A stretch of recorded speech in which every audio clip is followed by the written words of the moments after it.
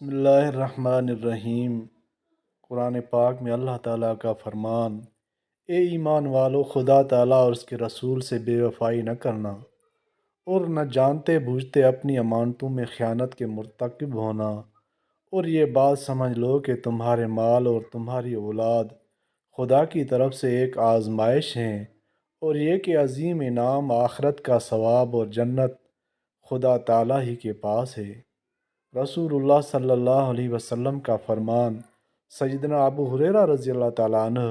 نبی کریم صلی اللہ علیہ وسلم سے روایت کرتے ہیں کہ آپ صلی اللہ علیہ وسلم نے فرمایا، جو شخص لوگوں کا مال قرض لے اور وہ اس کے ادا کرنے کا ارادہ رکھتا ہو تو خدا تعالیٰ اس سے ادا کرا دے گا،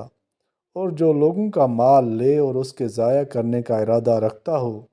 تو خدا اس کو ضائع کر دے گا۔